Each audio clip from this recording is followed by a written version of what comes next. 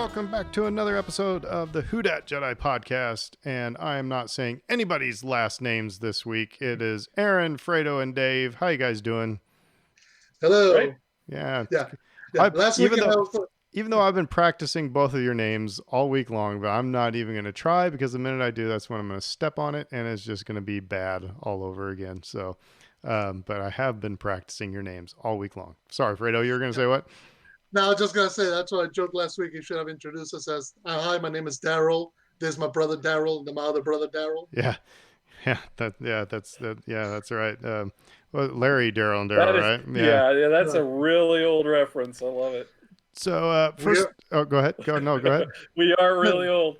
Yeah, exactly. Let's be fair here. Well, that's what I was just thinking when you mentioned that. Then I was like, oh crud! It is Thanksgiving week, and that means I've got to dig out my WKRP DVD set and find the Great Turkey Drop.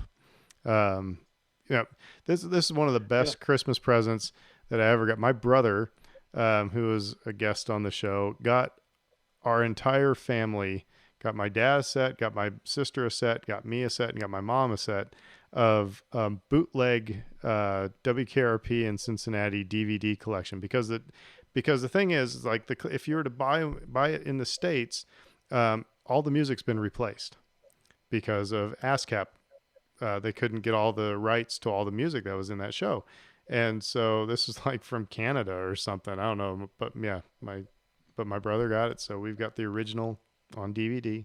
But yeah, I'm gonna have to watch the Turkey Drop. So happy Thanksgiving to everybody. But I would say, what are we all thankful for? But I'm going to speak for all of us. We beat the Falcons on Sunday. So Taysom Hill, that was going to be a game that either Sean Payton was going to be proved right or he was going to be proved wrong. It looked like he was proved right. I mean, Taysom did pretty well. But I'm anticipating this next week is probably going to be the game where Taysom just steps all over himself. What do you guys think? That's just the way it works for the Saints, right? Well, and historically, we have a situation where the Saints will drop a game and you go, why'd you listen to this team? So part of me is thinking this might be this week because it's at altitude, it's in Denver, it's in the cold, so we normally historically don't do well against the Broncos, but then but it could also be the game against the Eagles. So there's still a number of teams like banana skins where you go, okay, we're riding high. This will be the one that trips us. But we're aware of it. The best thing of the week, though, was Sean Payton trolling Roddy White. So on Twitter, that was, yeah. You just gotta love Sean Payton. All he did was just retweet Roddy White's like stupid, statement. But anyway, so it's always a good week when you beat the Falcons. So anyway, what else is going on? What else is good for the order? I was last Mario standing again in Super Mario 35. So yeah, I've got a couple of wins under my belt now. That's become kind of my routine when I feed the dogs, because if I do anything else, our German Shepherd is like, "What are you doing? Where are you going? What?" So she eats. I sit down and play video games. So that's just the way it goes. What have you guys been up to? I can't even say much, to be honest. I love your WKRP reference though, because I slid. Part of my job, I sometimes put out social media posts for our organization. So I slipped a reference to that WKRP episode into one of those social posts. I'm going to see if it goes over everybody's heads or not, because it's just, it's so old at this point. That was it's so good. One of the best sitcoms. Just, yeah. Oh yeah. Just so good. So good. Anyway. I've been just continuing to read from a certain point of view, The Empire Strikes Back. I'm really enjoying the various stories and I love the idea of that, there's just contextualized to this little moment and that you can draw from there. So it's really good. It's really good. And because you get so many different authors, it's such a different styles. It's if you don't like one story, you can roll on to the next and find something you like in the next one. So, Right but on. I've been enjoying it. Cool.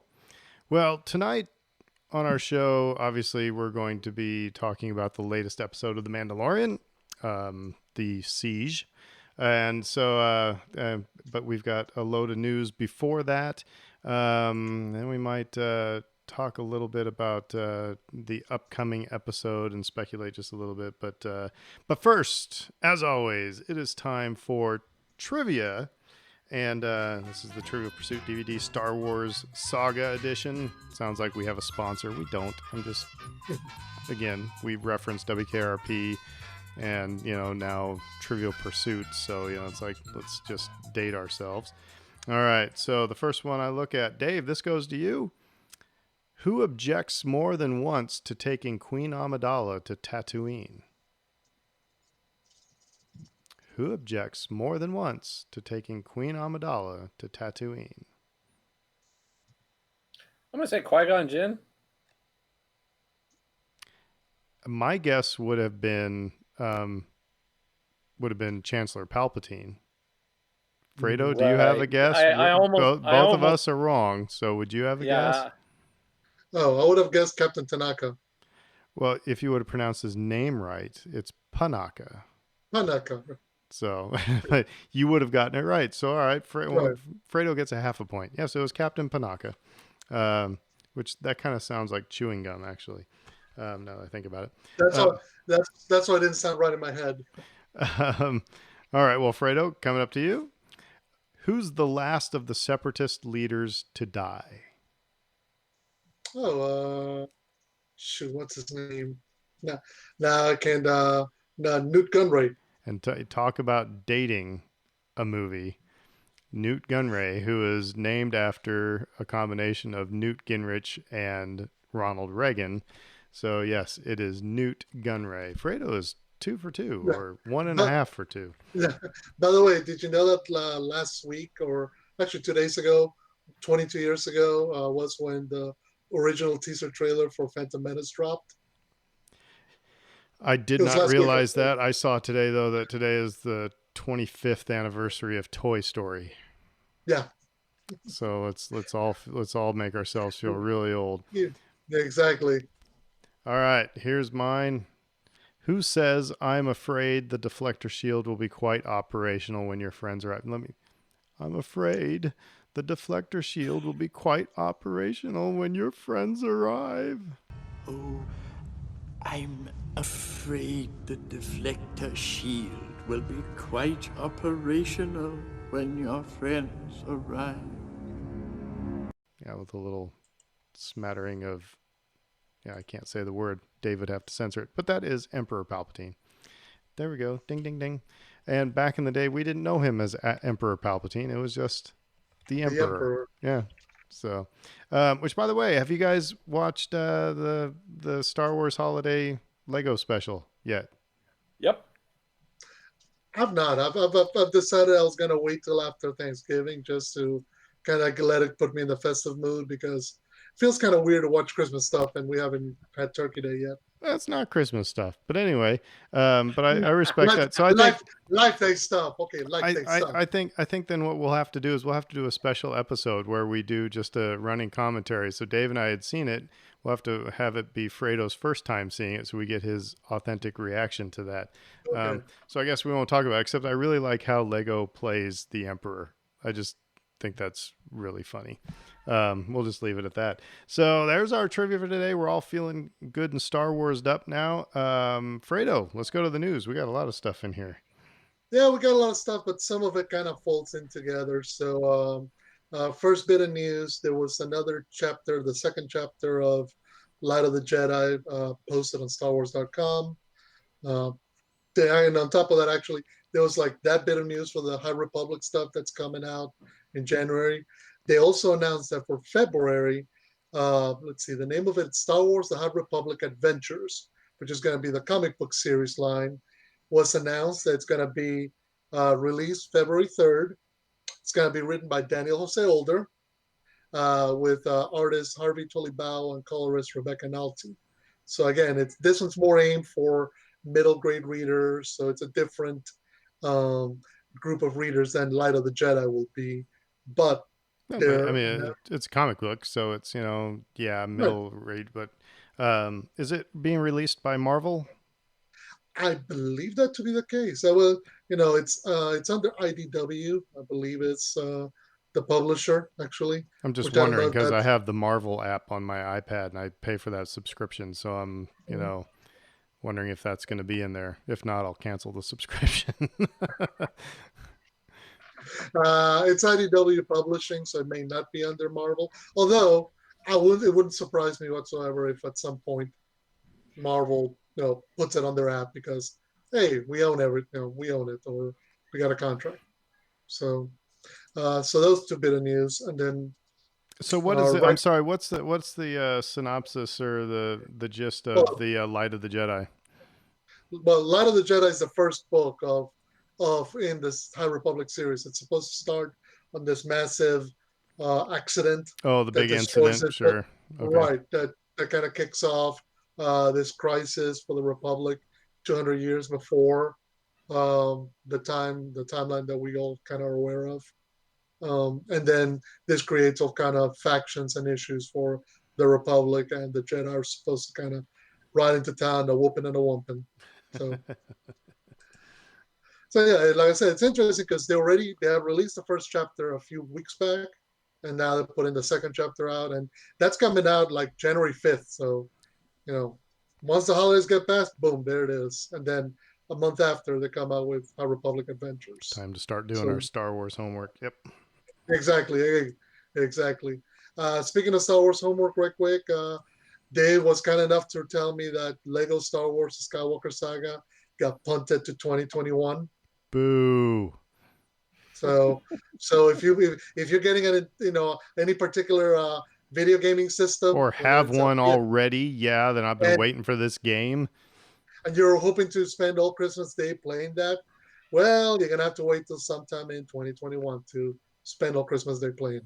Why the delay? Just out of curiosity. Uh, they didn't announce that. It's common for video games to get shifted around. Usually, they prefer to be in this time period because it's Christmas, and any parent who's getting a video game system goes, "Lego Star Wars, yes, let me get that for my kids or for myself." But there may be a question because you got the PlayStation 5 coming out, you got the new Xbox Series X coming out, so maybe they're like, we don't need to have a SKU for every single system out there. We'll condense it a little bit. You know, Um, I Go would ahead. say, for me, I'd rather have a game that's not buggy than a one that is. So I'd trade a few months extra wait for that every time. Mm-hmm. Yeah, I agree. It's one of those things. Like, there's a number of other games I've kind of been looking forward to that have been kicked out. The can's been kicked down, and you get upset, but you kind of go, it is what it is. What did come out also was Tales from Galaxy's Edge. Came out last week for Oculus Edge, or Oculus. I'm sorry. Uh, so if you have one of those 3D VR sets, you can download that and go visit that too. And actually, it's on. If you see watching the Saints game, they were advertising for it. Yeah, I've seen the ads for it, and I thought about it for a second, going, man, that'd be really cool. And then I'm like, I'd probably throw up, and then B, I know what would happen is I'd break something or spill something because I was at my friend RJ and Elisa's house, and he has not an Oculus, but they had a VR thing, Mhm. and so had that on. I spilled my beer all over their table and everything, just because you just yeah, I'm an idiot. So I know I'd break something in my house or step on a dog or something. So, um, but throwing up would probably be the you know, most likely possibility. But it does look cool though. Yeah, I mean, the idea of being, like we were saying a few weeks back when it was announced, you can't be there. Well, this is a way to kind of bridge the You gap, get to and play you around, get yeah. you get thrown into some adventures. Speaking of Galaxy's Edge, it was announced that Shop Disney is going to have available on sale tomorrow, November 25th, general public over on Disney's store. you'll be able to buy the lightsaber hilt for either Luke Skywalker, Ben Solo, or the Skywalker reforged hilt that you can get at Galaxy's Edge. See, I don't want the reforged hilt. I want so bad the Luke Skywalker, Anakin Skywalker lightsaber. And it has nothing to do with Rey. It has everything to do with just nostalgia. I want that original lightsaber, and I don't want a leather band around it. So, darn you, Disney! True. You almost had my money, and then But didn't you say you also wanted the Return of the Jedi one from Luke? No, Or you have it? I've kind of got a replica of sorts, but no, I mean I want that original one. That's for no good apparent reason. Just that's the one I like. So It's interesting. They're being cognizant that people. I mean, I believe Disneyland is currently closed given the restrictions in California. I think Disney World's still kind of open, but Walt Disney World. So they're being cognizant that people can't get their hands on some of that stuff. So they're like, here's some of it. well, all I'm saying is that Disney, you can get a couple $100 in your pocket if you were to release this one lightsaber to be ordered online, but no. So I guess let's go around. Okay, Dave has his own custom lightsaber from Galaxy's Edge that he went to before Indeed. the world blew up. But what classic hilt would you, or if not a custom lightsaber, but like one of these, if it's and not The one of these Dark three, one? not one of these three specific, but I mean just lightsabers. If you could go there and buy one right now, which one would you get? Mine, I've already said mine would be the original Anakin Luke hilt, but Dave. I would love the Ezra Bridger blaster hilt combo. His first lightsaber, I'd love to have one like that. I think that's so cool. Do they make one? I haven't done one yet. I don't think. But I think everybody's been clamoring, and usually when the fans beg for something hard enough like that, they get it. So I think that would be wicked cool to have something like that. But would it be Wizards? It'd be Wizard. But like from the classic ones, I like Anakin's saber from Attack of the Clones a lot. You don't really see it on screen a whole lot, other than him losing it. But yeah, it's a really good design. I like it. Well, the one I want is actually coming out, which is Count Dooku's. Oh yeah. I've always, ever since I saw it, it just attracts me. It's stylish. It's pretty. It looks like nothing else. So that's the one that always I go like, yeah, he's a bad guy, and you're only gonna have a red lightsaber. Yeah, but I don't care. It looks cool. So that'd be the one I go for. Cool. I completely left Darth Maul off of my list. Darth Maul would definitely be in my top 3. Double sided or just the half C's? See, double sided. And that's what kills me about Disney is like they sell the one sided, but they don't sell the coupler to sell you 2 of them so you can make it double sided. I'm like, dudes. That sounded totally dirty and looked dirty. This is a good thing it's not a video podcast because oh, Lord. They sell you the one side, but not the coupler to have 2 sides. You can edit this out, Dave, if you want. That just made me laugh. Well, at least he didn't do accordion hands like Trump. It's like that would have been even worse. Yeah. All right. Well, back to the news. Okay. Moving on. It's actually speaking about Disney and money and, getting all our money and not using it. Disney's kind of, Alan Dean Foster is in legal issues with Disney. Apparently he's having to have his legal representatives speak to Disney. For those who don't know, Alan Dean Foster was at the start of the whole expanded universe idea. He wrote Splinter of the Mind's Eye way back in, I believe, 77 or 78. No, not soon after the original Star Wars came out, A New Hope.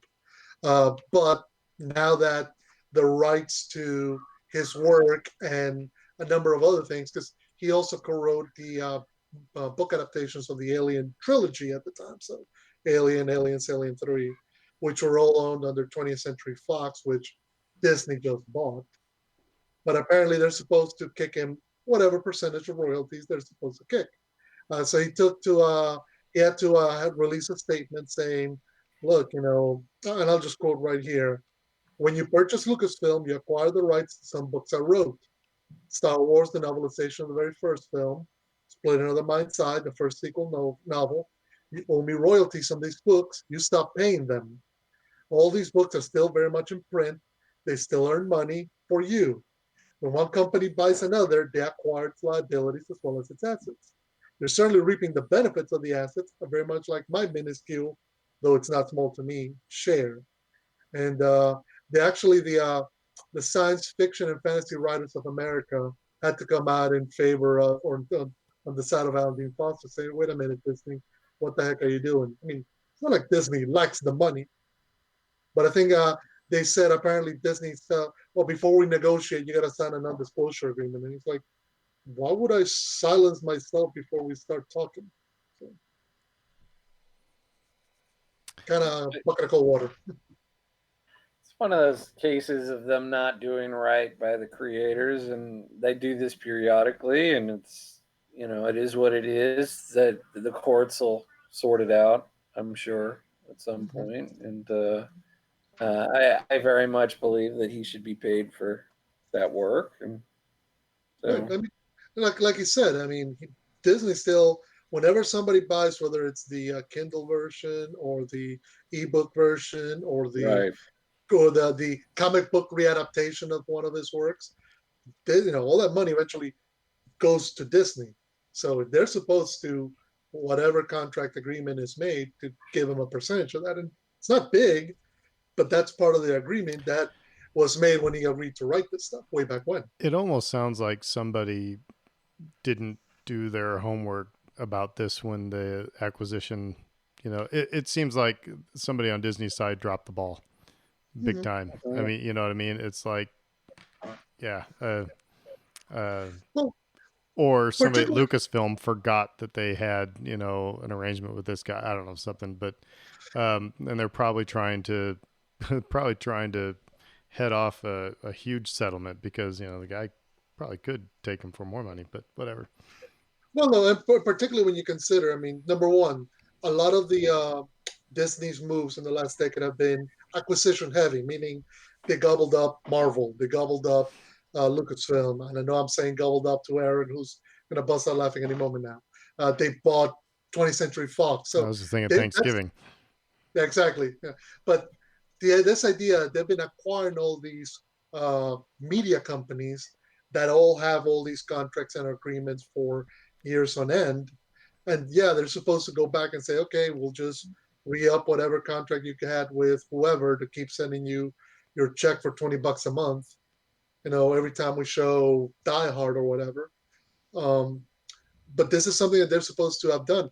I'll also say, secondly, is that this was part of the issue that the Writers Guild of America went on strike for in 2008. Back when all the writers in Hollywood went on strike, it was having to do precisely with media rights and licensing rights for digital media. Because, how Hollywood was comfortable with, hey, you write me a script, I pay you for the script, I turn it into a movie, I send you a certain percentage of whatever that movie's profit is, for a certain period of time, or pay a lump sum, whatever it is. But once those movies go onto Netflix, onto Disney Plus, go, onto new media, all of a sudden they're like, okay, wait a minute, we didn't agree to that. We gotta come to an agreement on what you're gonna pay me out of that share. And it's all about money, and unfortunately, the creative forces that always coveted are the ones that get stuck having to fight the big corporations. So moving to something kind of less serious and whatever. It's serious to some people, yeah, but well, it is serious to some, but less earth based. Let's put it that way. There's a rumor that having just seen her in live action, Bo-Katan will make a return in The Bad Batch, which is supposed to be coming sometime February, March, sometime in spring. It's supposed to be coming out. So the story goes that We're supposed to see her after her role in the Siege of Mandalore, which is where we left off in Clone Wars. Remember, we last see her as Ahsoka and Rex and the clones take off with Maul, and it's a relatively unexplored time, and they're looking to maybe fill in some of the backlog or backstory on Mandalore during the Age of the Empire. Now, supposedly, the Bad Batch is supposed to be specialized clone troopers that are doing, kind of like um, a separate kind of game. Like they don't stay with the Empire, they don't stay within the forces. They do their own thing, kind of like bounty hunters or something Mercenaries, like that. right? Yeah, mercenaries. So how they So fold in it's going to be the Bo-Katan. A team. Dun, ba-da, dun, dun, dun, dun.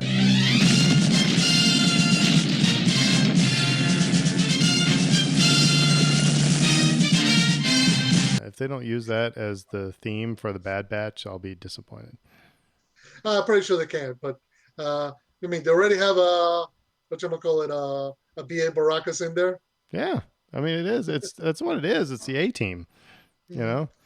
But Um, I like the idea that they're going to continue giving us more backstory on Mandalore, even if it's not on the Mandalorian.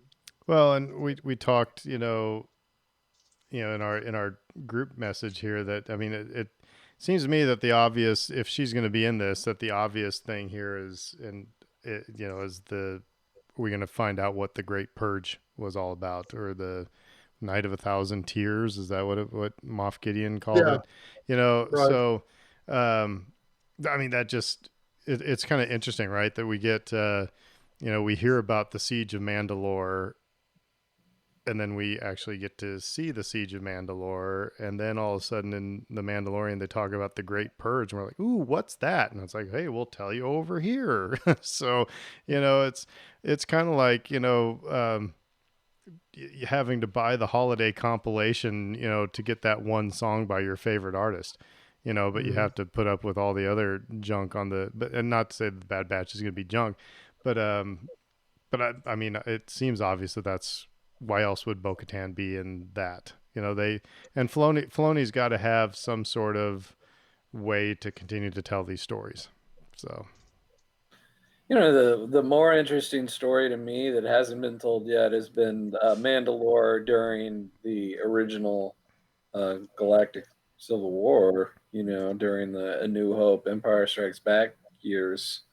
Um, we really don't know a lot about what goes on during those years and why they're seemingly all outcasts at this point, and how Bo Katan lost the dark saber, and um, everything else tied up with those questions that we left at the end of Rebels. I mean, at the end of the Rebels, you kind of figure they seem on decent footing, I think and I think that's what I mean, because this is the Bad Batch is going to be during the time of the Empire, and so it could be also after. I mean, the time, or it could be coincided with the time in Rebels where Bo-Katan has the dark saber. So it is feasible that you will get that story, and maybe, and it's just like anything else. It's like it's called the Bad Batch, but it's not necessarily about the Bad Batch. The Right. Bad Batch is a vehicle to tell all the stories. So sorry, Dave, I interrupted you. you'd have to flash forward. They'd age, however many years, because of the clone thing. They'd age exponentially and all that, and so it'd be weird. But they could do it that way. But that's the era that I'm really interested in, and we're not going to get it. It's like Thrawn. I really want to know what's going on with Thrawn right now, but we're not going to get it. They're holding those things back. Yeah. Until No, the next episode of The Mandalorian, when show up and sitting around the campfire as Ahsoka, Ezra, and Thrawn yeah. roasting Well, that's just marshmallows. yeah. No, and I think this. I mean, Bad Batch will give them the opportunity to kind of flesh out some of the stuff that we have not seen. But I also think it creates a fun kind of way of present, without doing an info dump. Because that's what it'll be. If Bo-Katan sits down and tells Din Djarin, "Oh, this is my story. You must sit here and listen to all of it." Even if you're doing flashbacks, it could get quite old in a hurry. Whereas seeing it happen as it happens, even if it, through the Bad Batch arc. And one of the other things that Dave Filoni likes to do is he likes to introduce characters. They go together on a mission, then they go away, but then they'll come back throughout their story. So maybe this, Bo-Katan will appear in a few episodes of season 1 of the Bad Batch, and then she'll appear again a few seasons down the road, a few years down the road. So it allows them to kind of, okay, you guys know one another, you've met one another. I can always bring you back together. So I think in terms of news, that's all the news that I have. But do we want to do the story that Dave's fine wife gave us? Yeah, let's do that. Let's do that real quick before we dive into Mando. Okay. Yeah, go ahead. Yeah, that's my favorite. Okay, so there was a story doing the rounds. Okay, for those of you who don't know, on Reddit, there's a forum called AITA Am I the A-hole? Only that A-hole is not censored. So I'll read the TLDR. TLDR. My girlfriend keeps talking like Jar Jar Binks around everyone, including my boss, and won't stop. I have told her it isn't funny anymore, and I'm at the end of my rope with her. I love her. I do love her in spite of it. How do I get her to stop? So this guy goes, met this girl in college 8 years ago. They've dated her 5 years. She's a huge Star Wars fan, so there, he likes it, but he's not the fanboy. So clearly she's the more Star Wars heavy fan. So they've moved together and whatnot. And then at one time, she started quoting Jar Jar Binks, speaking like Jar Jar Binks. So she go like, Misa Komsi, so good being home. Ooh, muy. Like they're cuddling and she goes, ooh, muy, muy, I love you. So the guy's like telling her about getting married and trying to be serious. And, she's always saying Misa and Yusa about everything. So and sending Jar Jar memes. So I can kind of feel for this guy a little bit because when I was a band director and I had my band in Florida at Disney World, and we marched a parade in June in Florida in full band uniforms, and so naturally at the end of that I had like about 3 kids in the first aid station who are one was close to heat stroke. Well, let me rewind just a little bit. Like a couple days earlier, we were at Universal Studios, and my wife and I were walking along, and up comes this band parent and her daughter was one of my drum majors, and we're like, "Hey, how's it going?" And the drum major's like, "Oh, it's just wonderful, John Governor," and she just starts talking in this English accent, and we're just kind of like, "All right," it's kind of playing along. And she said, I was just walking by an English person. I caught their accent. It just happened. I caught their accent. Her mom's like, yeah, this actually happens. She just catches accents. And I'm just sitting there going like, get the out of here. What are you psycho people? It's like, because I'm like, I'll play along with the kid who's just kind of goofing around. But the mom's like, yeah, this actually happens. She catches, So anyway, so now fast forward to the day of that parade in Disney World, and one of my other drum majors comes up and says, Mr. Swellwood, can I ask you a question? I'm like, yeah. Can you catch an accent? I said, no, you can't catch an accent. It's like, because the drum major is still walking around going, oh, it's just so wonderful to be in Disney World, blah, blah, blah, blah, blah, and my English accent sucks. But anyway, so anyway, at the end of this parade, like I said, I've got one kid who's got an EMT hooking all sorts of things up to her. I got another one with an ice bag over her face, and in walks this drum major. Oh, I'm so hot. It's so hot in here. It's so hot. I have to lie down. I'm so hot. I'd never been so close to oh God. So yeah, this guy is, and his girlfriend, talking like Jar Jar Binks and just not stopping. I can understand, man. I can tell how he's going to go nuts. But on the other hand, fair play to her for sticking to the script. That's kind of funny. So that's amazing. Like, it's kind of like, there's a quote for everything. It's like with the whole Trump thing, there's a tweet for everything. Yeah. There are Jar Jar quotes for just about every situation. So that'd be a bridge too far for me. Maybe, I don't know. Makes you. I think you and Kate and Brittany and I should be very thankful of who we married. So. See, and I would this is agree with what that. see, this is why I go as a single guy. I go, this is what makes finding a partner difficult because you got to find somebody Who's not who's going to gonna have talk to. like Jar Jar?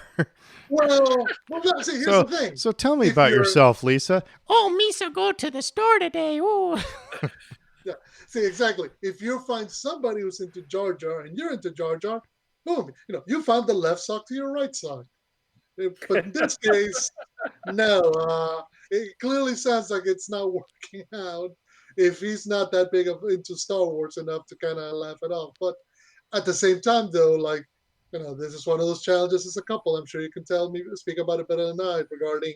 Okay, when you're driving your partner up the wall, maybe back it down a little, back it down. Yeah. You always want to keep the peace in the household. So Well, if this this was is Mhm. yeah, this is noteworthy because it was like guy I guess is a military guy, and so like they went to a military event where you've got to like be buttoned up, and like she starts in with the Jar Jar with his CO, and it's like no, no, no, you can't, you just See, can't. and again, I totally get his side, but I also think it's really dang funny on her side. I'm just like, that was just, yeah. Look, and here's the thing. Some people are committed 100% to the bit. If you date Jim Carrey, you're dating all of Jim Carrey. You're not just dating the part that you like. So Well, multiple people in the comments too, and this is where you learn something. Is like they were talking about how if you have ADHD, apparently your filter doesn't work quite the same way when it comes to stuff like this.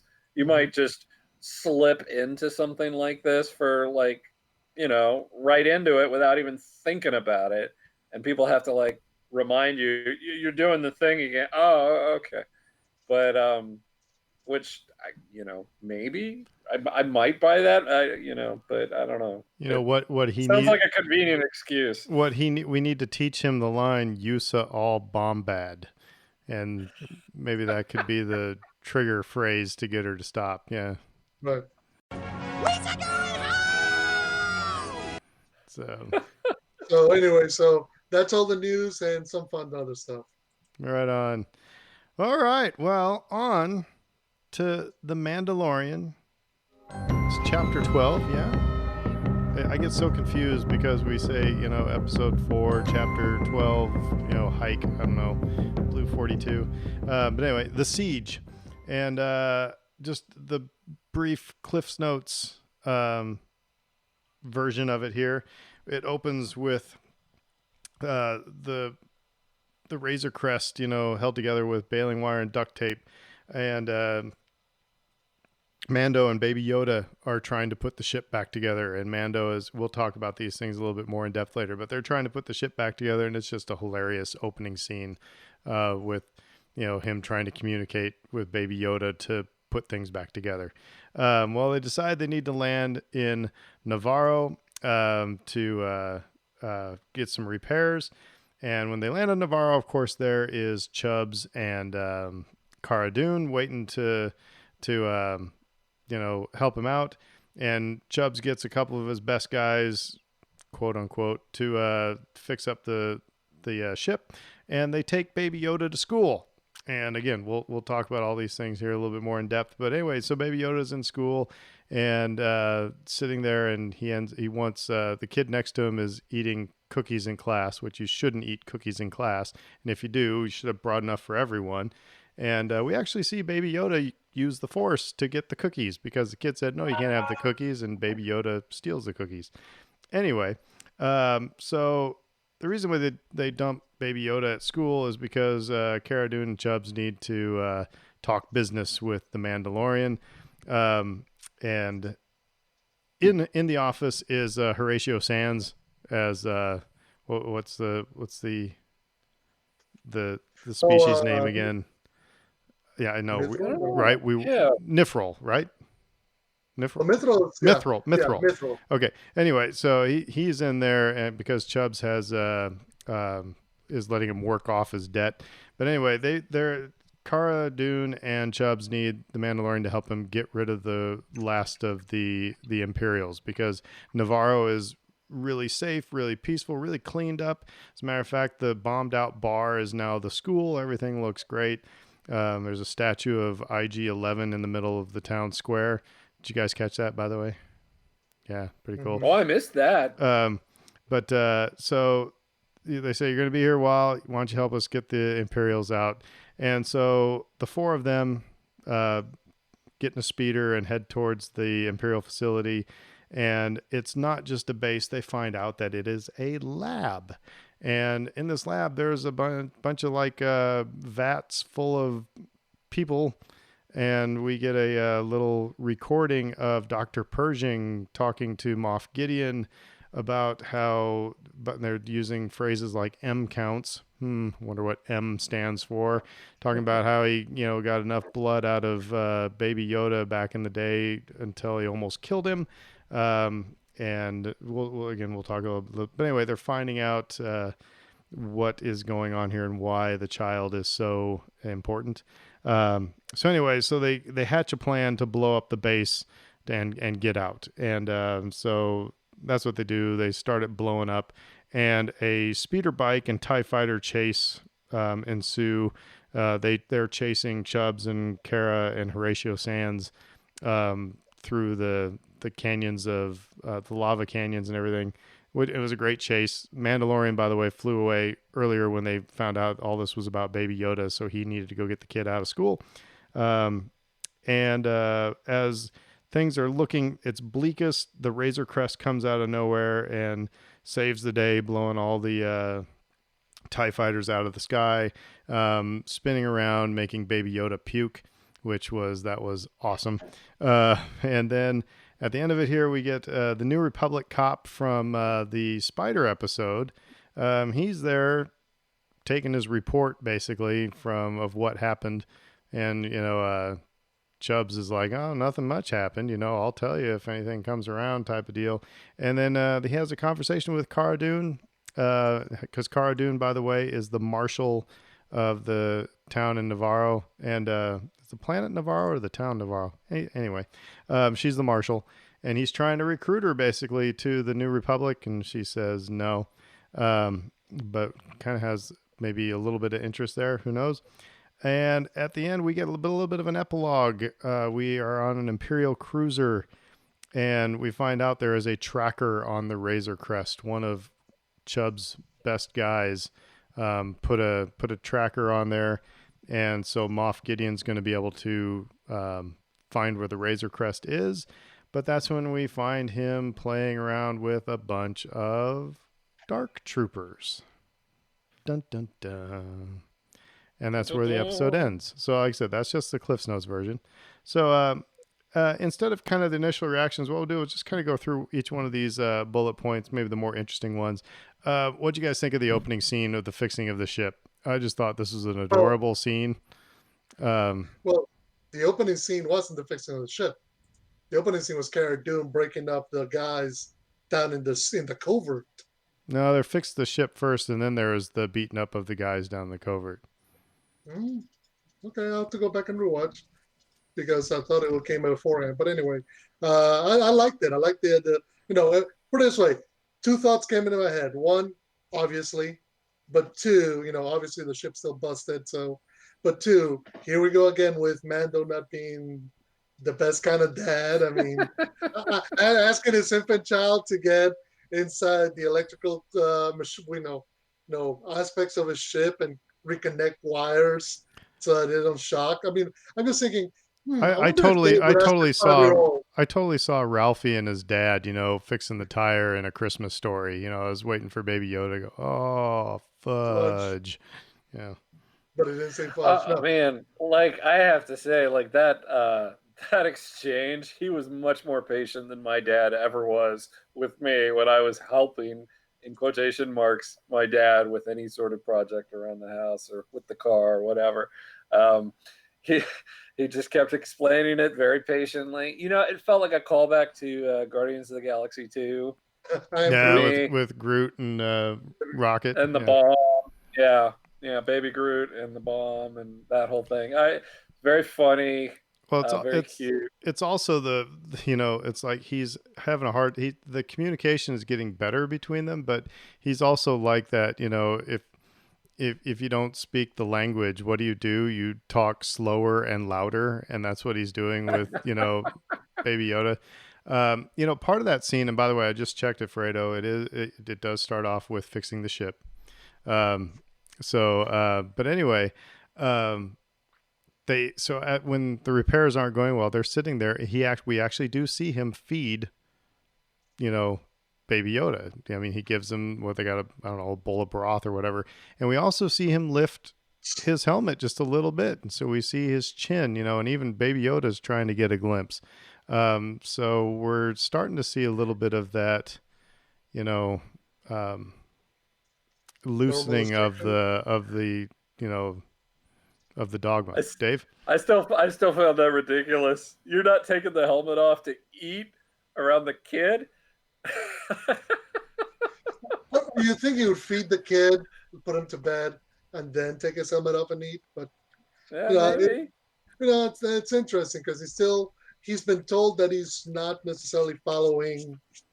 Not all Mandalorians follow the way of Mandalore, but his first reactions continue. So it'll be interesting to see how long that keeps up. Particularly if Baby Yoda force takes the helmet away or something. But it was a cute moment. And again, I said the moment I saw it, I'm like, we've been talking about how not good parenting this has been, and trying to get a kid to do electrical work on your car or on your ship. It's usually not the wisest, particularly when the kid is still very much in a stage where language skills are kind of iffy. So, but it was a good moment. It was funny.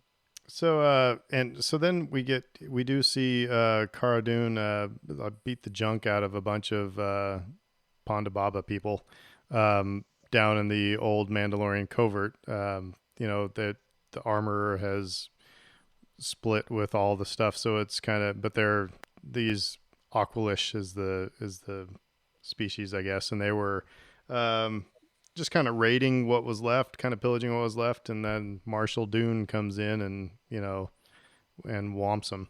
But it was clearly character development episode for Cara Dune, because she got a pet out of that whole situation, and that became and that kind of became they returned to that later in the episode, and then obviously the sort of pep talk that she got from the Republic officer at the end, and just like him hyping up her talents and her skills and how they could use her and everything else. You could see that she has a lot to think about.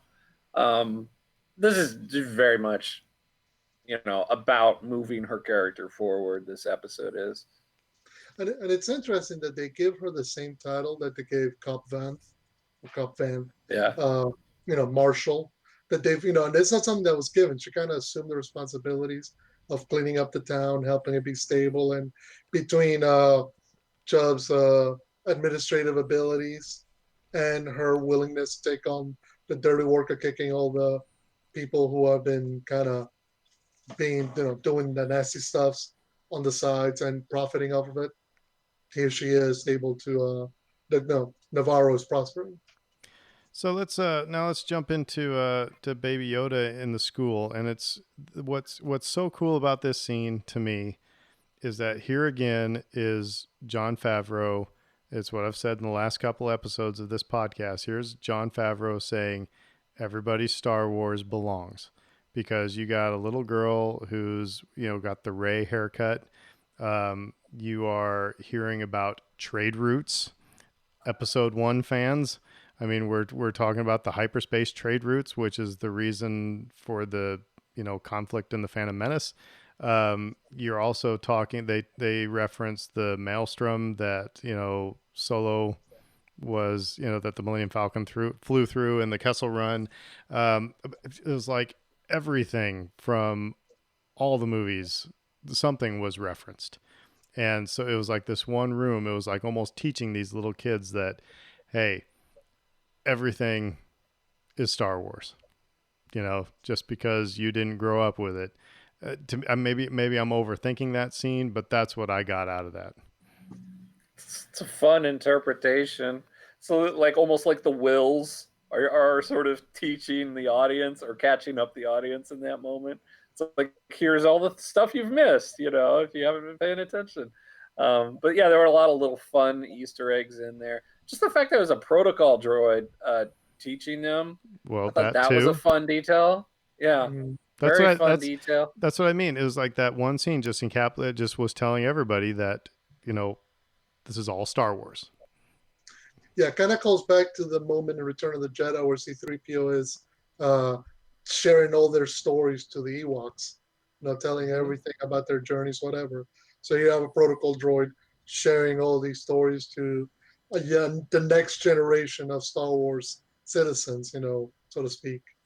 Well, I mean, the protocol droid also mentions, alludes to the unknown regions, because she's talking about, there's the deep core, there's the core, there's the outer rim, it's mid rim, and so then there's stuff beyond, or I can't remember how exactly they put it. So again, I mean, it's like, yeah, we're linking everything. I just thought that was really cool. It was also really funny, the scene, just to watch. Baby Yoda was any kid in school who's the person in the desk next to him's got food. It's like, hey, dude, give me some food. I mean, we've all been through that. You were gonna say, Dave? It's funny. My kids loved that whole sequence, and they loved the fact that those cookies were bright blue. Yeah. They call them space macaroons. They look like blue cookies to go with blue milk. Yep. By the way, funny that because my thought at first was, is he gonna force choke the other kid when he gets told no? That's what I thought too. That's what I thought. I totally thought we were going there. But no, he just used the force, got the cookies, and he's like, okay, cool. So he's cognizant that there's a place for everything. Well, right, and it's not like, we talked about when he force choked Cara Dune, that was he just acting on instinct? Now, Baby Yoda is making choices. I mean, he makes choices of when to use the Force. It doesn't accidentally happen. It's not like Harry Potter at the zoo, and all of a sudden the snake is going after Dudley. He doesn't know what he's doing. I mean, he's making choices to, like I said, heal Chubbs, or to try to heal the Mandalorian in the second episode, to stop the Mudhorn, to stop the fire in the last episode, to choke out Cara Dune, and to steal the space cookies. So he knows how to use the Force. It's not, like I said, it's not like it's an accident. So I thought, but it was also kind of cool how they didn't have to show the cookies flying into his hand. They just showed the package move, and then you cut to the kid, then you cut to Baby Yoda, and he's eating the cookies, and we all know what happened. It was just a good scene. It was just a really good scene. It's kind of a credit to our director, right? Right. I mean, Carl Weathers. So what do we think about what he did? I thought he did a really good job. I mean, it's interesting because he uses, the trick, the trick with the cookies is a very sleight of hand trick with the camera, traditional, classic. But when we get to the later action beats, particularly in the lab, in the Imperial lab, his choices for angles change, his choices for lighting change. So, he's the tonal shift from that scene in the classroom, which is bright and pleasant and warm, to the stuff that happens in the Imperial lab when you find the vats of clones and all the other stuff. It's night and day. So he seems comfortable behind the camera. Let's put it that way. Thought it was good. Obviously there's the attention to detail and leaving the guy in his jeans and his polo, halfway in a shot, which actually, before the special edition, when the Millennium Falcon is taking off from Tatooine, you see a crew member walk in the hallway of the Millennium Falcon. They have since now cut that out. Guys have to come watch on one of my copies, but you see some crew member. So I don't know, maybe he did it on purpose as an homage, I mean, but Occam's razor just says that they were in a hurry and they missed it. No, but I thought he did well in the, I mean, didn't offend me. I thought it was good. Mm-hmm. So we're in the lab. We're in the lab, and we find out it's a lab. And maybe we just need to talk about that one specific scene, because we see people in vats. Dr. Pershing, we get a recording of him. What they said, it was just like from a week ago or something like that, and he's 3 days ago. 3 days ago. And he's talking about the M count, and how basically what they're trying to do is they're trying to do blood transfusions, with midichlorians to, give these beings the force, and it's not working out so hot. But one of the things he mentions, well, first of all, and a lot of people online have been, going nuts thinking that the one person that we focus on in the vat, they're calling it Snoke, because Snoke's music is being played in the background. I didn't recognize that because I'm not totally up on the sequel trilogy music, but I've seen enough people say that's what's going on. I'll go with it.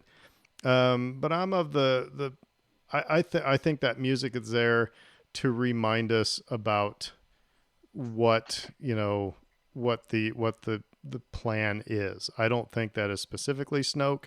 It's kind of like anytime you hear the Emperor's theme, it's like in Attack of the Clones when Anakin's in the garage, and I mean the Emperor's theme is being played in the background. Obviously the Emperor is not there, but his influence is. So Snoke's theme can be there, but that doesn't mean that that's Snoke. It means that the whole idea of Snoke, or the idea of, creating a clone and making it force sensitive, it's giving us a hint that that's what they're trying to do. I don't know. Go ahead, guys. There's not a question there. It's just what are you thinking? No, I mean, it does. We put it this way: we know that there's a reason why the client, Werner Herzog, hired the Mandalorian to get the asset, the child, Baby Yoda, and we know that Dr. Pershing, has something to do with Camino. So here we go, failed clone experiments from a guy trained by cloners, you know. But clearly there is something that they want to do with Baby Yoda that doesn't necessarily involve Baby Yoda himself, by which I mean the point is getting their hands on him, not anything that he is, has intrinsically as of himself. Well, I So, mean, go back to one of the original episodes when, Werner Herzog said, just get the necessary material out of him, right, and let's hit the road. So yeah, they don't want the child per se. They want his blood. they want his M count, or they want some kind of way, and I guess the kind of what the path they're leading us to is to say they want to be able to see if they can transfer his high midichlorian count into something or someone else that they can mass produce and use to take over. And so, if we can, and I'll throw this one to Dave. So it was my guess early on that Baby Yoda is going to have something to do with the return of the Emperor. But I'm now thinking, I don't necessarily think that that's what the plan right now is, because I think if we go to let's skip to the end here where we see Moff Gideon with all the dark troopers. I'm thinking I'm changing my thing now, because I think eventually, whoever is on Exegol is going to find out what Moff Gideon's been doing with this experimentation, and going to say, hey, we need to put this to use over here so we can bring the Emperor back. But I think right now it seems like Moff Gideon is trying to develop like some sort of, I said to you guys, it sounds like he's working for Hydra, that he's trying to come up with some sort of force sensitive, trooper that he can mass produce. So I don't know, what do you think about all that? I mean, I tend to agree with your thesis there. It's like It's the likeliest, again, Occam's razor seems to be the likeliest explanation for where we're at. Like right now, they are dabbling in things that they don't fully understand. You know, it's like they're trying to do things of a specific nature. And they've shown us at this point. And, you know, there may be more to it, and there may be a big reveal later on. Oh, it's not just that; it's also this. Um, but you know, I tend to agree with you right now, based on what we've seen. I think it's like, okay, yeah, this is probably Moff Gideon's plan. But I have another element that I'm going to add to it. Mm-hmm. Is that, first of all, Pershing talks about the volunteer because he's concerned because all the other times they've tried to put in this blood with the, you know, the high M count, it hasn't gone well for these clones that are, you know, in these vats. And he says he doesn't think the volunteer would be able to, you know, and I don't know if they necessarily if he uses a pronoun, because here's my thing: would Fennec Shan be the volunteer? And I'm putting volunteer in air quotes because I said back a ways, you know, a couple weeks ago, maybe the person at the end of that episode was Moff Gideon because it was a long cape. And so he finds this, you know, highly deadly assassin, and let's see if we can give her some force abilities. And then you get Ming-Na Wen to be able to, you know, do some, you know, Agents of S.H.I.E.L.D. type, martial arts. I don't know. Well, it's an interesting. I mean, that's kind of the thing. It's like creates a dynamic where we know that Dr. Pershing took some of Baby Yoda's blood or some, you know, material. How much of it he's used versus how much of it he's got left, whether he's been able to replicate Right. the Has he MCAT. mass produced it? Right. Right. Can he? That's the other question. Can he take that little, you know, whatever little, you know, vial of blood he took? Can he make enough of it to, you know, use even if it's failing when it's being introduced into other people? Because it's being rejected by biologically speaking. Using it on somebody like Fennec Shen creates an interesting dynamic because you could create a kind of like a killing machine with the Force, you know, that way, or you know, it could lead to something, you know, creating other kind of characters down the road. You know, characters who are both capable with blasters and knives and whatever, and now have some sort of force ability. So, you know, you all of a sudden open up a Pandora's box of future nemesis or villains for Mando to have to deal with. I would say that you guys are missing the obvious possibility here. It's probably Bosk. Yes. When in doubt. You know, it's fun though. It's fun to speculate. We've got another little mystery box here. You know, it's like who could the volunteer be? And that's what they do so well. I mean, like I said, because they just dropped it. I missed it the first time. And then I was watching it. It's like, who's this volunteer? You know, and again, they're avoiding. I think I want to go back and watch it again, but I think they avoid the pronoun. You know, I don't think they say he or she. Right. They just say the volunteer won't be able to. So, you know, and like I said, they just kind of drop it and walk away. You know. Well, that's what's interesting. They, for every 2 questions they answered, they give you 2 new questions. So you're always in a state of, well, we know more now, but we don't really know much, because that's kind of Dave and John Favreau's kind of game. It's okay, we're going to give you enough so you know kind of what's going on, but we're going to offer a new mystery for you to not know what's going on. You know. Yeah, I always feel like Star Wars is at its best when it's doing exactly that, where you answer one question but you create 4 new ones. It just because it just keeps drawing people in. I mean, like this is why we're sitting here talking about this right now. It's like, oh my gosh, no, we got that answered. Okay, so what's the next thing? Okay, we got to figure this out. You know. And on a tangent here, I do want to say this is the benefit of releasing one episode a week. and not the entire series. Right. Yep. You know, it's just because that just, yeah, it what was this one, 40 minutes long Yes. ish? Yeah. I mean, it was longer than last week's, but and it is still, it's like you get done, you feel satisfied because it was a good episode, but then you're like, I want the other one, you know. So Well, what's interesting is you only, I mean, in terms of answers, we only get about, what, 4 minutes of it total? You know, the little scene at the lab with the little video, and then the little cutscene at the end with Moff Gideon. That's the extent of it. The rest of it is, you know, and then besides the intro, it's an action movie or it's an action episode where they're infiltrating a base, they're breaking in, they're trying to, and then they have to escape. They're getting, you know, they're having to get chased by stormtroopers while they commandeer an Imperial troop transport. so let's go ahead, Dave. I was going to transition us, but go ahead. Oh, I was just gonna say, is this a good time for us to like go deeper into Dark Trooper Well, that's what I was lore? just going to get into, and I'm going to start not really deep, but I'm going to say go back to my original comment how the classroom scene, it was Favreau saying that, you know, hey, all Star Wars is good, but here, if these are indeed dark troopers, which it all evidence points to, that's what they are.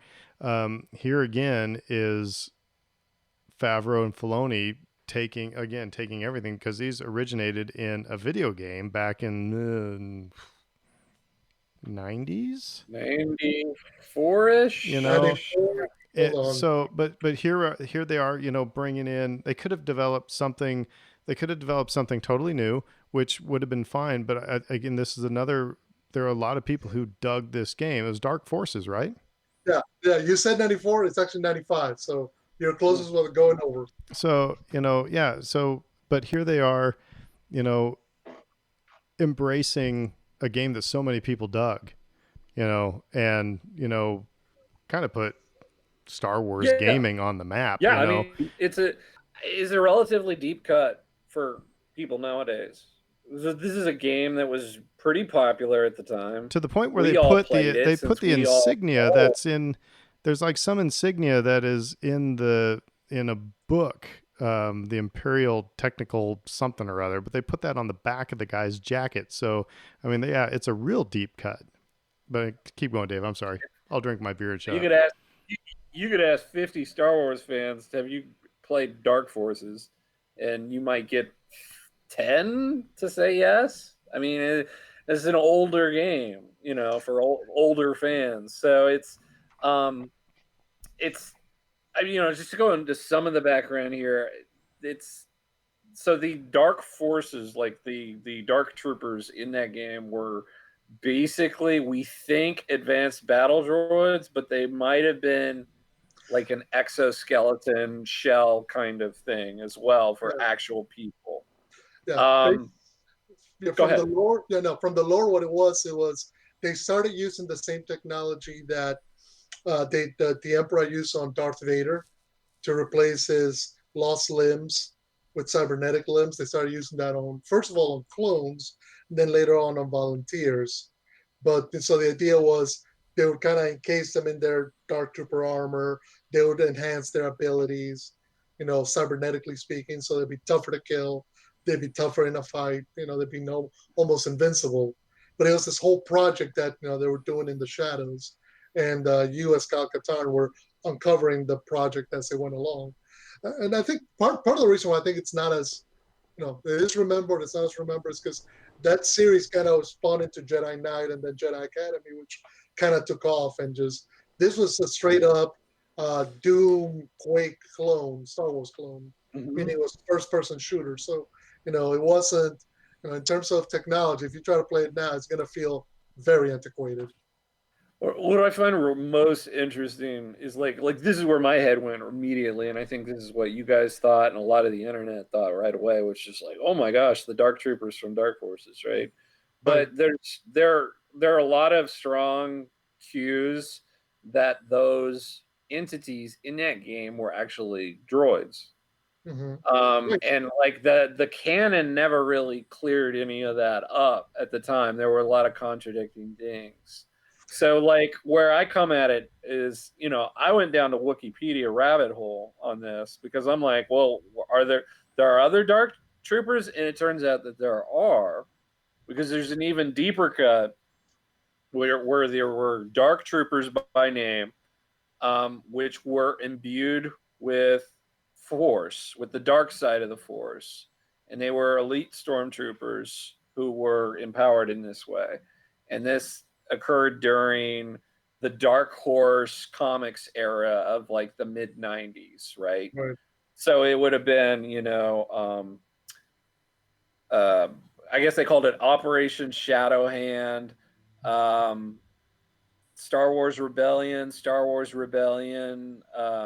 Prima's official strategy guide. There's a lot here that suggests that, again, this is one tiny, tiny, tiny little obscure piece of the canon that has since been paved over by Disney, right? Right, because Um, if you play that game, you steal as Cal Katarn, you steal the death plans. I mean, the plans for the Death Star. Now, clearly, that's no longer canon. We made a homework. exactly. So And anyway, these comic books aren't canon either. mm-hmm. But it's still like a really cool nod for the longtime fans, as Aaron was saying. You got whether you were reading these comic books with freaking dark side stormtroopers running around, shooting force energy at people, or whether you were playing the video game, more likely, with these robot style droid super troopers that were sort of imbued with this dark side thing. Either way, it's a nice nod for you to be able to see something like this on screen today and be like, oh my gosh, I recognize that. That's so cool.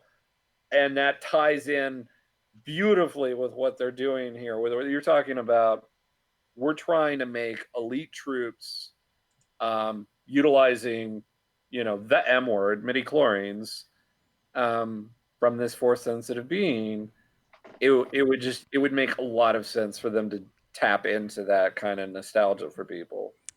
Here's what I want. I want the behind the scenes story about what what's the high council of nerds that they got around a table to say, all right, so we're gonna make this show. What kind of things would you like us to put in? And somebody, oh, Dark Troopers, but not the video game Dark Troopers. We want the comic book Dark Troopers. You know what I mean? It's like who's the high council of nerds that's sitting in there and giving, because Jon Favreau didn't come up with that.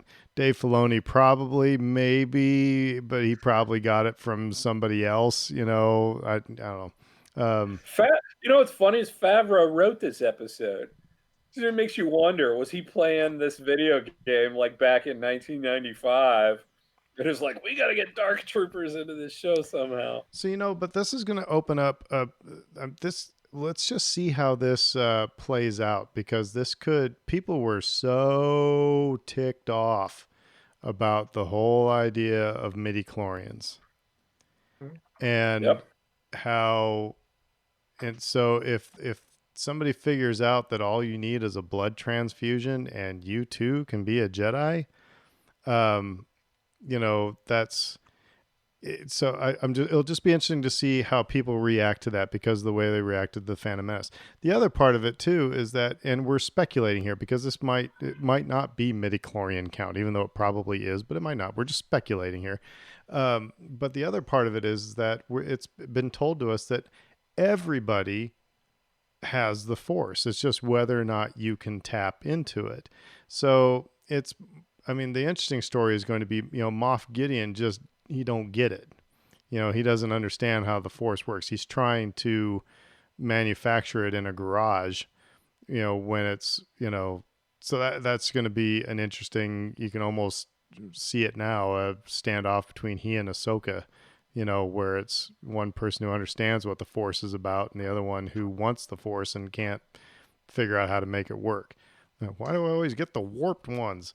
But like I said, all those things it'll be interesting to see how fans react, because that was, if it is now proven that, like I said, all you need is the right, cocktail injected into your bloodstream, and now you can be a force wielder.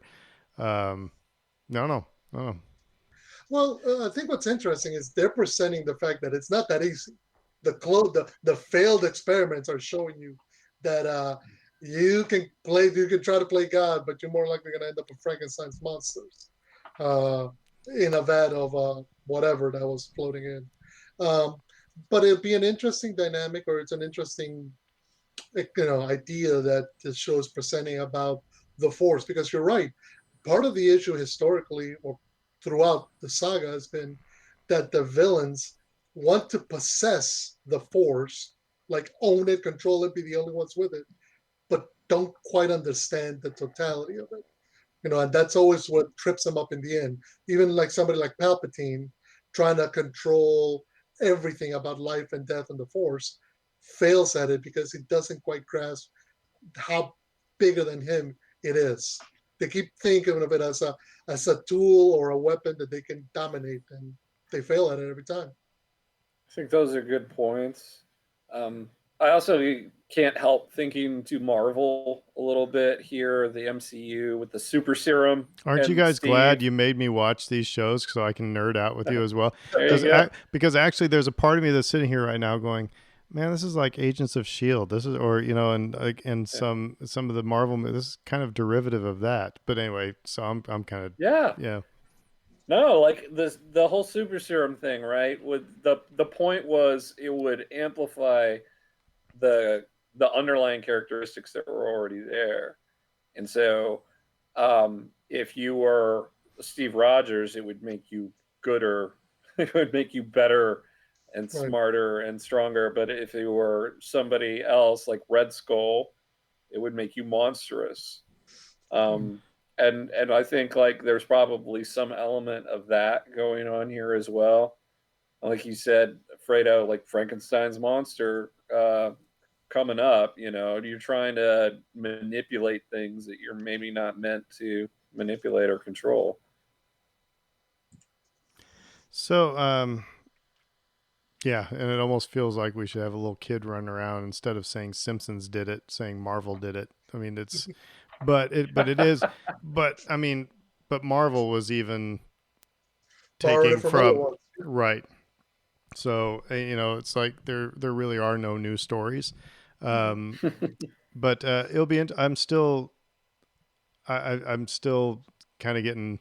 I still think that what's going on right now is they're going to do, it has something to do with the Dark Troopers, and then we know that somebody's going to catch wind of it who's on the First Order or on Palpatine's side, and they're like, all right, let's share our research because we're working on the same thing type of a deal, or we're going to steal your research and take it over here. Because one of the things Favreau did say is that we will start to see kind of the development of the First Order, which kind of is hinted at the end of this episode.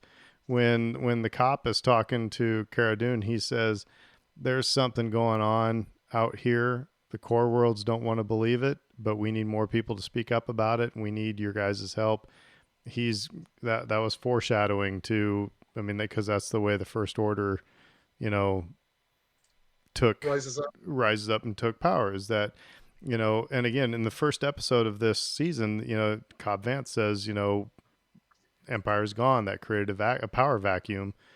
And so that's what the New Republic is struggling with on the Outer Rim. There's going to be a power vacuum, and that's the way the First Order is going to come in and take, so. Let me ask you a question. Do we think that Moff Gideon's Empire offshoot is communicating with the future First Order? I don't think right now. That's my guess, is that not right now. I think he wants the Empire. We're only 6 years out, and 6, 7, whatever years out.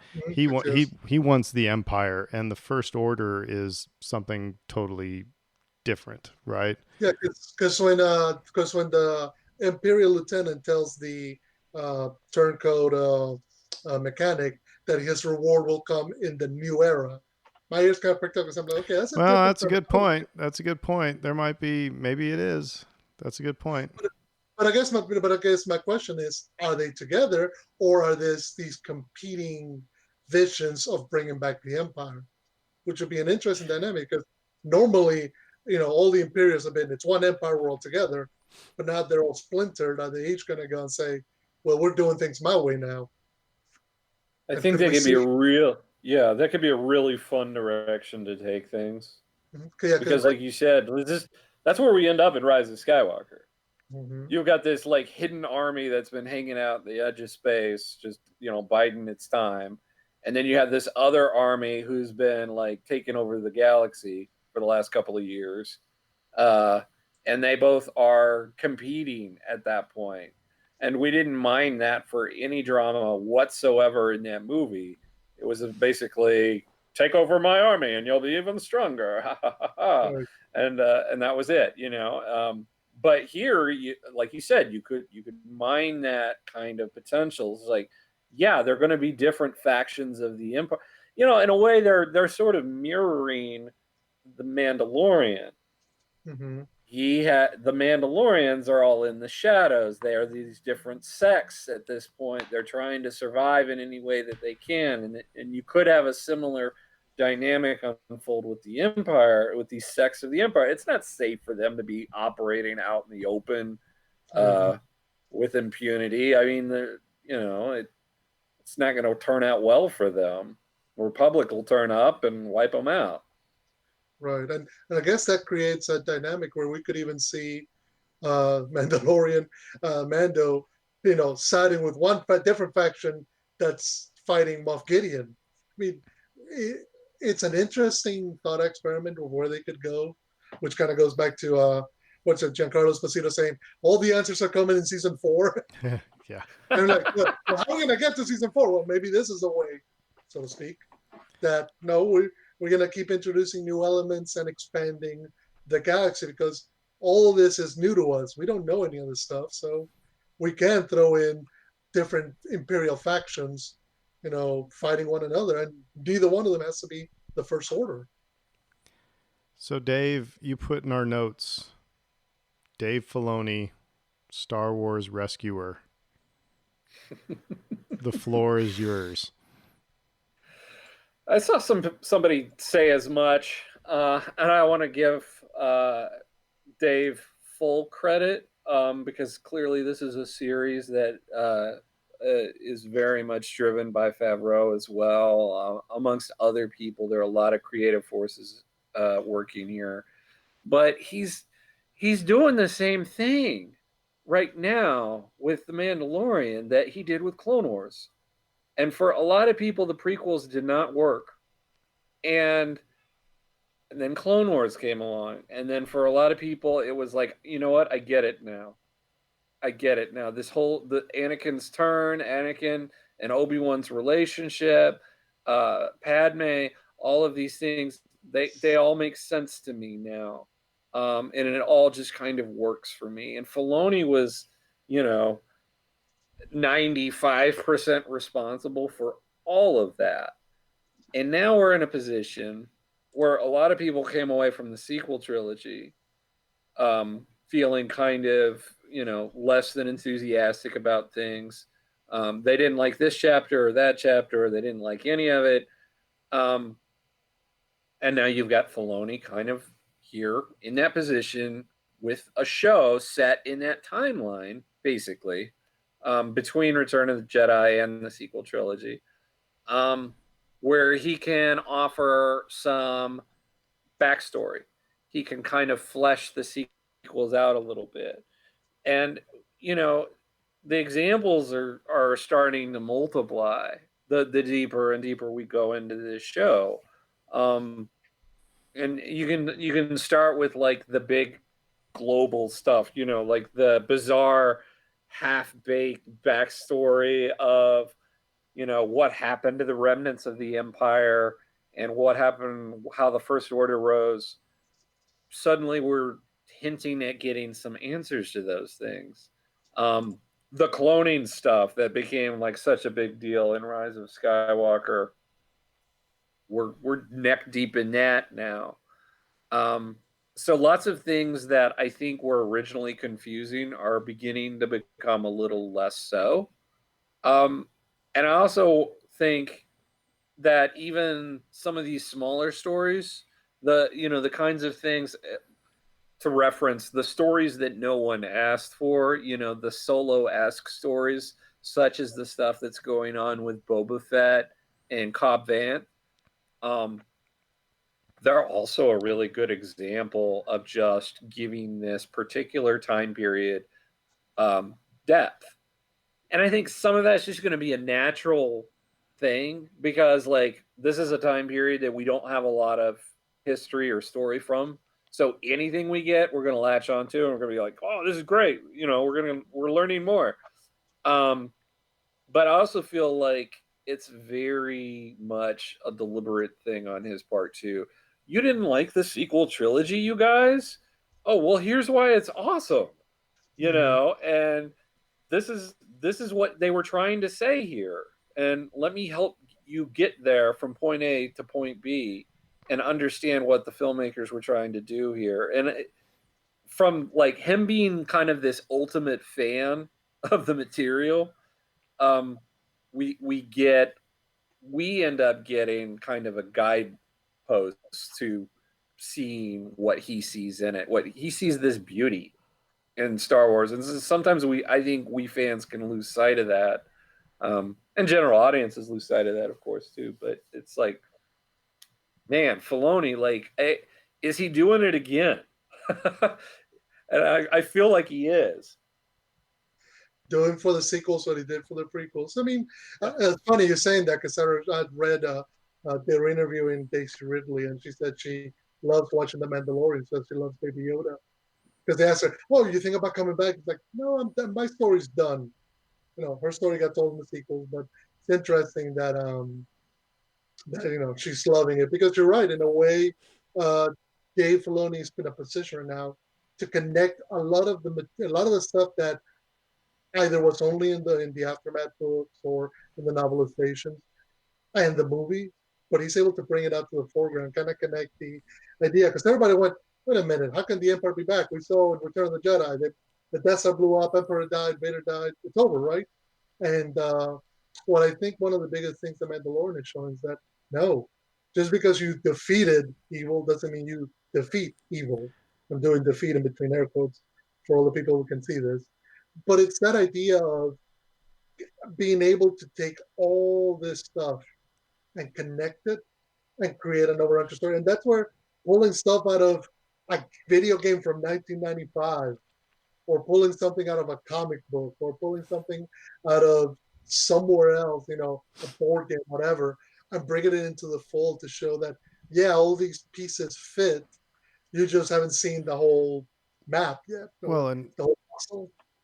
and Mm-hmm. and I was a lot of us cried BS when they said, "Oh, Palpatine was in this from the get go." We got to Rise of Skywalker, and it was like, well, no, it's because they killed off Snoke, and now you need another baddie. However, now after seeing this episode, I mean, The Mandalorian has been in. It's not like they just started writing scripts and filming a year and a half ago. There's been in production. There's been, here's the storyline.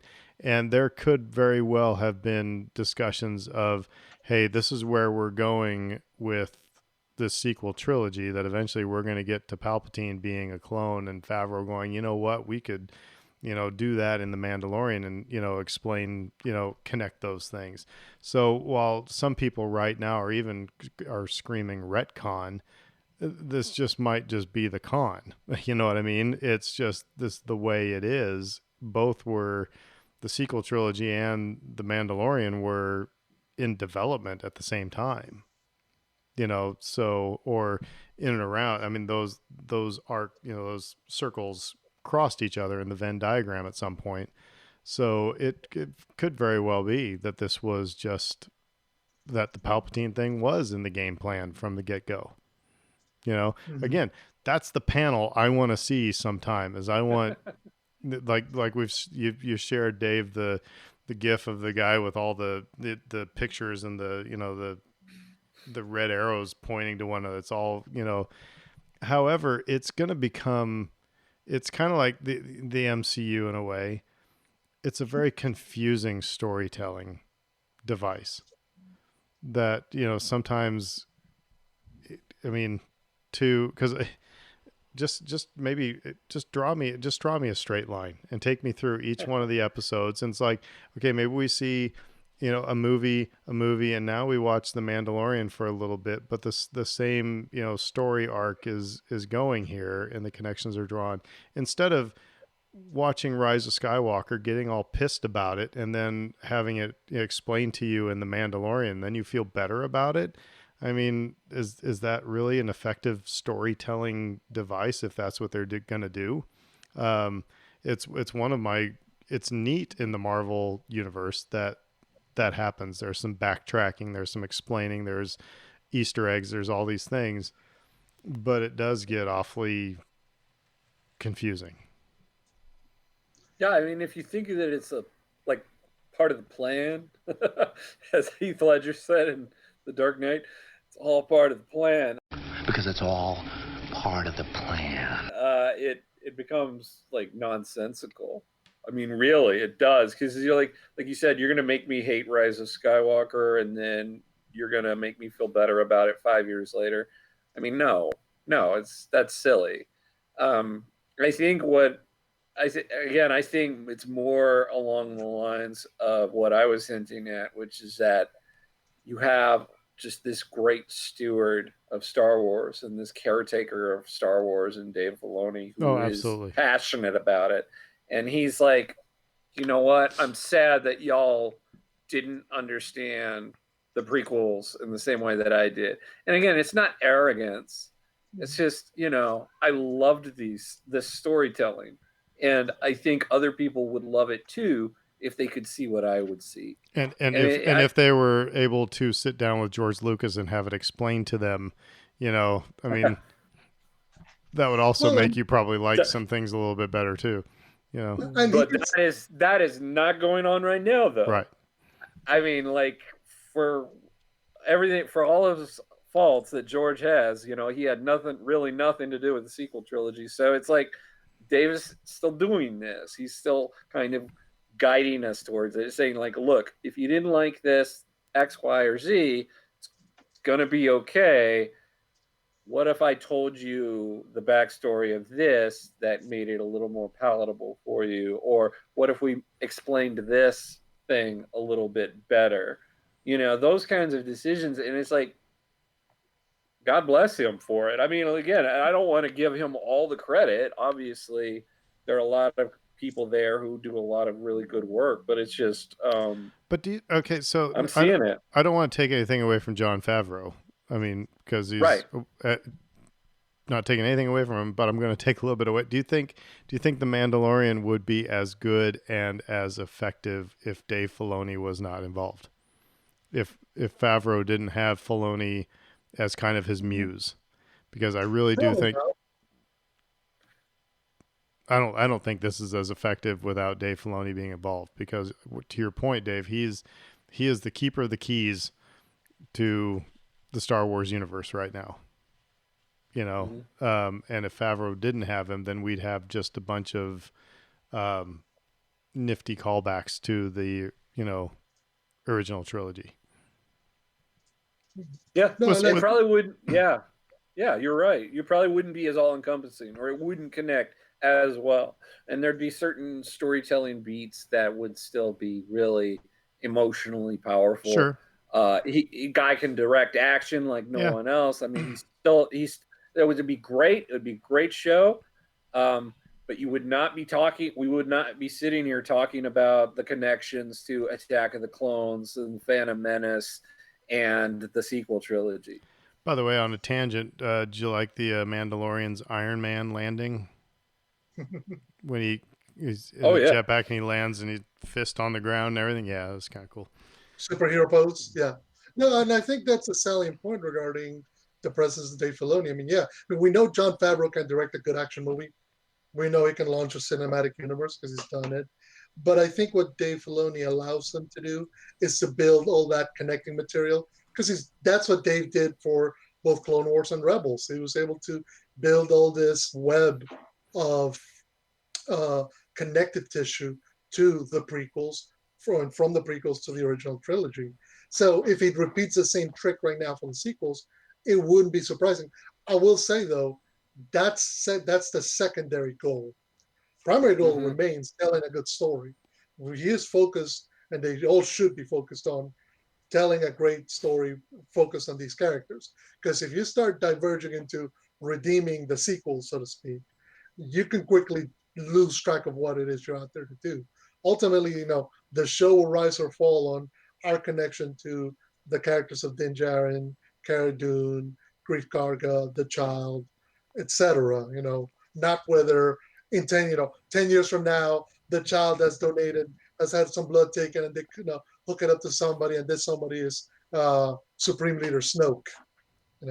So there's always that duality that we always have to juxtapose, and remind ourselves that the show is the primary reason. And if it wasn't good, no amount of connective tissue would matter. So this week's episode, Star Wars Newsnet posted it said it was leaked actually in a Middle East like TV trades or something. I don't know. But anyway, that first of all, this episode coming up on Friday is going to be 52 minutes long. And the title, The Jedi. Now, Directed by Dave Filoni. Dave Filoni. But here's the thing, though, is that we know he's going to go looking for Ahsoka, but there's that famous line from Ahsoka, "I am no Jedi."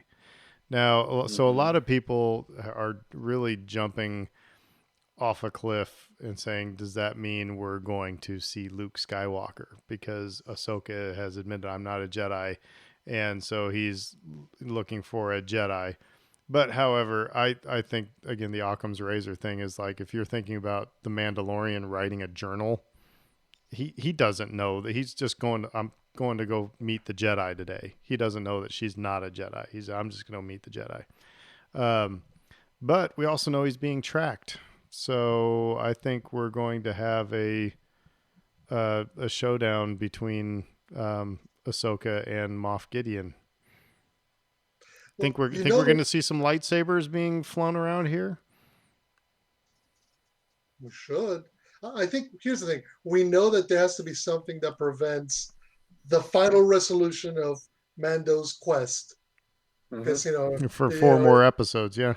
Exactly. At the very least, you can't just simply.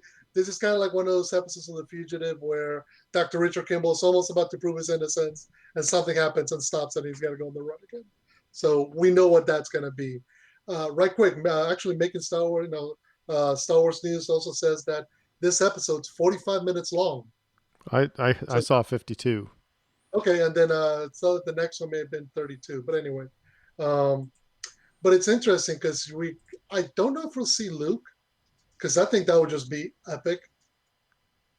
But I think we'll definitely see Ahsoka, because he's saying, Mando's has been told to find a Jedi named Ahsoka Tano by Bo-Katan, and she's gonna be the one that's gonna have to tell him, nope, I'm not a Jedi. And where does that go from there? I'll kind of echo something you said a couple minutes ago, Fredo, which is just that they're doing a really good job of telling a coherent story while also throwing in all of these different threads from all of these other sources. It's all the different movies and television shows and video games and comics and all these things. It's like we're putting all this stuff in here, and we're kind of connecting everything, but they're not losing sight of the actual story, which, Lone Wolf and Cub, this is why we're here. So we're going to see more of that. And again, like you said, we're not going to get anything resolved, obviously. We're halfway through the season. But, Aaron, I wasn't even really thinking that we might get lightsaber clashes in this, but we might. Well, one's got a dark saber. The other one, is going to need to defend herself from a dark saber. Yeah, it's really interesting. So as kind of a concluding thing, I was talking to my brother, and he hasn't watched any of this season of The Mandalorian yet. my nephew is coming back from college here. I think this week he said they were going to start binging, the season. And I told him, I said, these last couple of, with the Bo-Katan stuff and everything, I said, you don't need to do the summer reading, but it really does. I think that's what they're doing so well at. So they're doing such a good job with is that, like I said, Brittany hasn't seen the Clone Wars, hasn't watched really of any of Rebels, but there's this character named Bo-Katan. We just both appreciate that character on two different levels. She gets what this person is doing in the moment. I have a bit more of the backstory. So they're just doing a good job with putting in all of this nerdy stuff without alienating the audience. And again, that's what Favreau did with Marvel. Because there's a lot of things that you guys and Colesby geeked out over that I'm just like, I enjoyed the movie and I got, what was going on at more elementary level, but you guys were, into the weeds and could appreciate it even more. Or with J.J. Abrams with the Star Trek reboot, my sister-in-law was really over the moon. I enjoyed it, but she really dug it because there were some deep cuts and there were some things that only, big fans would have gotten. So again, I think that's what they're doing a really good job at is putting these things in there without alienating half the audience or even 2/3 of the audience.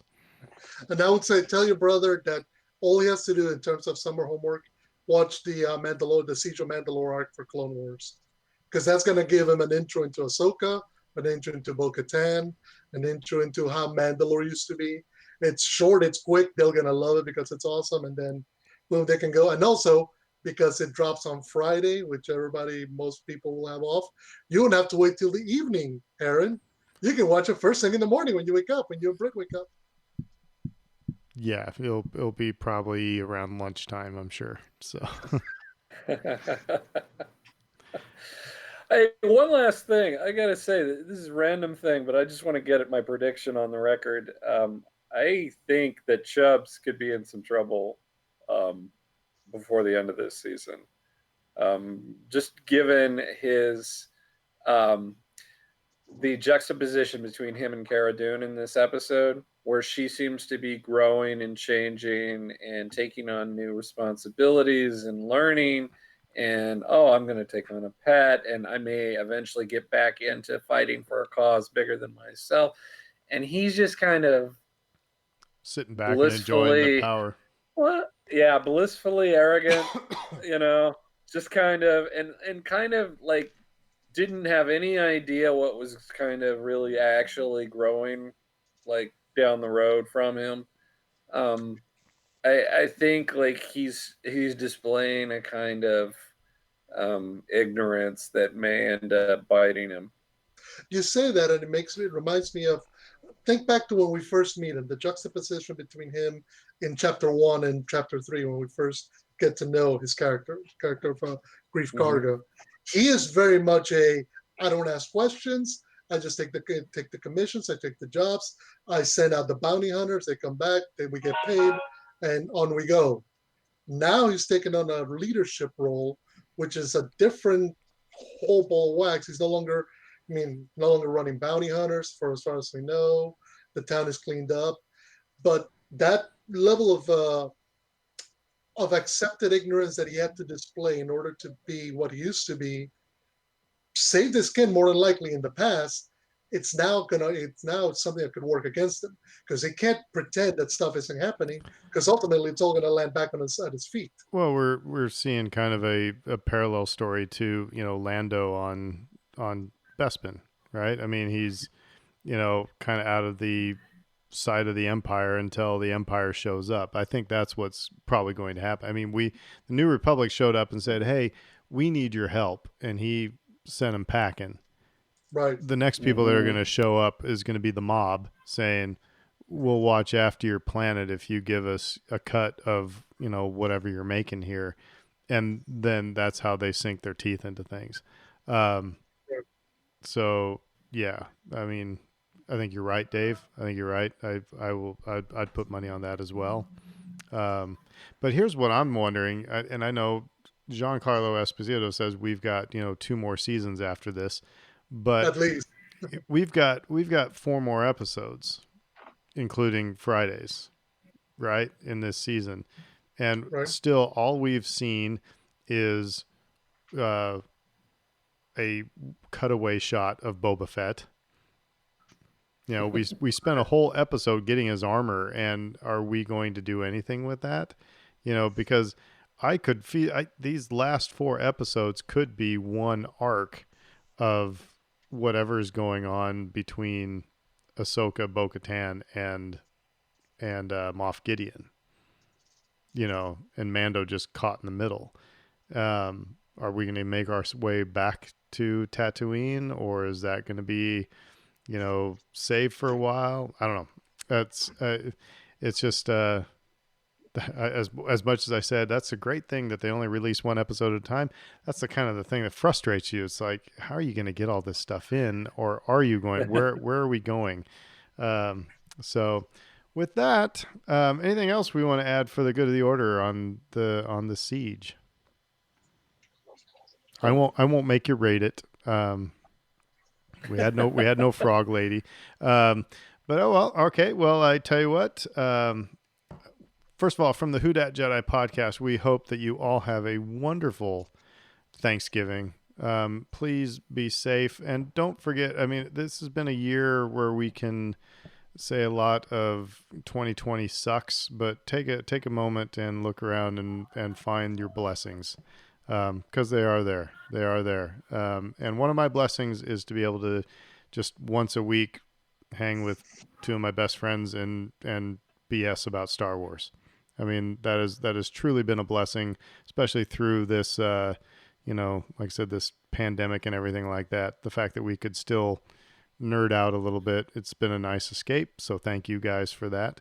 So yeah, but like I said, make sure you find your blessings, and because they are there, even though you might think they're really small, they're probably really huge. So with that, though, we will say who dat. Who dat? And remember, what Who is dat? it? What is it? Oh, I'm sorry. Apple I got Podcast. you. I got you. Oh, Dave's going to tell you where I got it. you can find our podcast.